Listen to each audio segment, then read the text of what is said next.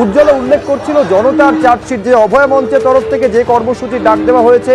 আমাদের প্রতিনিধি সুদীপ্ত আচার্য এই মুহূর্তে আমাদের সঙ্গে রয়েছেন। এইটা আমি সুদীপ্ত তোমার থেকে জানতে চাইছি, সচরাচর চার্জশিট পুলিশের তরফে দেওয়া হয় যেখানে যাবতীয় অভিযোগ ইত্যাদি লিপিবদ্ধ করা থাকে। এই যে জনতার চার্জশিট, সেখানে কি রয়েছে এবং এই কর্মসূচির উদ্দেশ্যই বা কি?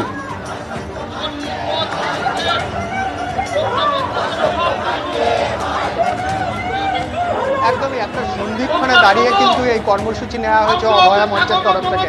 আমরা জানি অভয়া মঞ্চ যখন তৈরি হয়েছিল মূল উদ্যোক্তা ছিলেন চিকিৎসকেরা, এবং তারপর বিভিন্ন সামাজিক সংগঠন, ৮০টার বেশি সামাজিক সংগঠন সেখানে যোগ দেয়, এবং এখনো পর্যন্ত ১০০টার বেশি সংগঠন এই সংগঠনে এসছে। এবং কি কারণে সন্ধিক্ষণ বলছিলাম, কারণ হচ্ছে আগামী সোমবার থেকে কিন্তু আরজিকর কাণ্ডের বিচার শুরু হচ্ছে শিয়ালদা কোর্টে, এবং প্রায় ১ মাস আগে সিবিআই কিন্তু চার্জশিট পেশ করেছে, এবং বিদায়ী প্রধান বিচারপতি সুপ্রিম কোর্টের তিনি কিন্তু সিবিআইয়ের তদন্তের ওপর আস্থা রেখেছেন, এবং তার পাশাপাশি তিনি কিন্তু শিয়ালদা আদালতেই বিচার প্রক্রিয়া চালুর পক্ষে রায় দিয়েছেন। কিন্তু তারপরে কিন্তু এই অভয়ার বিচারের দাবিতে তারা কিন্তু জনতার আদালতে জনতার চার্জশিট পেশ করছেন, এবং তারা যেটা বলছেন যে সিবিআই যে চার্জশিট পেশ করেছেন তাতে তারা সন্তুষ্ট নন, এবং সেই কারণে কিন্তু তারা মনে করছেন যারা এই ঘটনার সঙ্গে যুক্ত তাদের বিরুদ্ধে চার্জশিট দেবেন।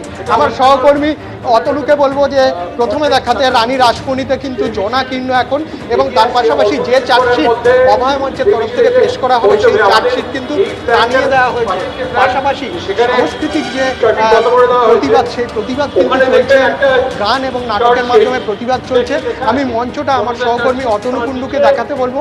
মঞ্চে কিন্তু কর্মসূচি শুরু হয়েছে, যদিও এখনো পর্যন্ত জনতার চার্জশিট পেশ হয়নি। আমরা জানি যে জুনিয়র চিকিৎসকদের একটা মিছিল আসছে, এবং মিছিল আসার পরেই কিন্তু এই চার্জশিট পেশ হবে। এবং দেখাতে বলবো অতনুকে যে অভয় মঞ্চের যারা আয়োজক তারা কিন্তু দাবি করছেন যে এটা একটা প্রাতিষ্ঠানিক হত্যা, এবং সেই কারণে তারা কিন্তু এখানে নিহত চিকিৎসকের একটা প্রতীকী মূর্তি রেখেছেন, এবং মাকড়সার জালের মতো দুর্নীতি, স্বাস্থ্য দপ্তরের দুর্নীতি, এবং এই দুর্নীতির কারণেই এই হত্যাকাণ্ড হয়েছে এরকমটাই তারা কিন্তু মনে করছেন।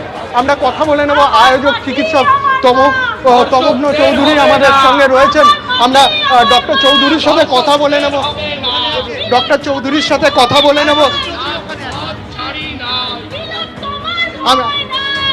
আমরা ডক্টর চৌধুরীর সাথে কথা বলে নেব। ডক্টর চৌধুরী, আমরা জানতে চাইছি যে চার্জশিট, আপনারা হঠাৎ চার্জশিট কেন? সিবিআই তো তদন্ত করে চার্জশিট পেশ করেছে। সিবিআইয়ের যে চার্জশিট আমরা দেখেছি তাতেও আমাদের মনে হয়েছে যে কোথাও একটা ফাঁক থেকে গেছে। এখনও সিবিআই তার চার্জশিটে বলেছে শেষে যে এটা বৃহত্তর একটা ষড়যন্ত্র, আমাদের আরও ইনভেস্টিগেশন লাগবে। সেই কথার সূত্র ধরেই আমরা মনে করি যে এটা বৃহত্তর ষড়যন্ত্র। আমাদের অভয়ার খুন এবং ধর্ষণ একটি প্রাতিষ্ঠানিক খুন এবং ধর্ষণ, এটা কোনো ব্যক্তি বিশেষের ঘটনা না। এর মধ্যে আরও অনেকে জড়িত আছে, প্রতিষ্ঠানের অনেকের মধ্যে তথ্য প্রমাণ লোপাটের কথা উঠেছে। তা আমরা মনে করি সিবিআই যথাযথভাবে ইনভেস্টিগেশন করুক এবং প্রকৃত দোষীদের খুঁজে বের করুক। তারই পার্সপেক্টিভ থেকে আমরা আজকে একটা জনতার পক্ষ থেকে চার্জশিট দেবো। এটাও আমাদের প্রথম চার্জশিট, আমরাও ভবিষ্যতে হয়তো সাপ্লিমেন্টারি চার্জশিট দেবো। প্রথম চার্জশিটটা আজকে আমরা দিতে চাই। ডক্টর তমনস চৌধুরী অভয় মঞ্চের অন্যতম আহ্বায়ক, তিনি বললেন যে প্রথম চার্জশিট সিবিআই যেরকম একেবারে প্রথম চার্জশিট, এবং একেবারে যেমন সিবিআই সাপ্লিমেন্টারি চার্জশিট দিতে পারে এই সম্ভাবনাও যেমন রয়েছে, তেমনি একেবারে অভয় মঞ্চের তরফেও বলা হচ্ছে তারাও সাপ্লিমেন্টারি চার্জশিটের পথে হাঁটতে পারেন। এবার এইটা হচ্ছে একদিকের ছবি, পাশাপাশি আরেকটা যে ছবি দেখছেন যে রাজপথ থেকে মিছিল, যে মিছিলটা এই মুহূর্তে আসছে ধর্মতলার দিকে, এই যে মিছিল অভয় মঞ্চের তরফে যেখানে জনতার চার্জশিট কর্মসূচি হচ্ছে সেইখানে এসে মিশবে এই মিছিল। গণতন্ত্রের পক্ষে একটা অশনি সংকেত। 90 দিন হয়ে গেল, কনস্টিটিউশনাল রাইট রয়েছে প্রত্যেকটা মানুষের বিচার পাওয়ার। আরজিকর মেডিকেল কলেজের মতো একটা সিক্রেট জায়গায় কর্তব্যর অবস্থায় তরুণী চিকিৎসক খুন ধর্ষণ হলো। বিশিষ্ট চিকিৎসকরা এবং ইনকোয়েস্ট রিপোর্ট বলছে একাধিক ব্যক্তি সেখানে জড়িত আছে। সিবিআই থেকে সেই এক সঞ্জয় রায়কে ধরে রেখেছে। কলকাতা পুলিশ আজকে যে সঞ্জয় রায়ের কথা বলেছে, আজকে সিবিআইও সেখানেই সিল মারছে। এর থেকে ন্যাক্কারজনক ঘটনা, এর থেকে বড় রকমের নেক্সাস আর কি হতে পারে? আমরা সেই জন্য সিবিআইয়ের উপরেও আর ভরসা রাখতে পারছি না। বিচার ব্যবস্থাকেও আমরা ধিক্কার জানাচ্ছি। আজকে সুপ্রিম কোর্ট যেভাবে সুমোটো কেসটাকে তুলে নিল, আজকে এখানে ট্রায়াল হওয়ার কথা হচ্ছে।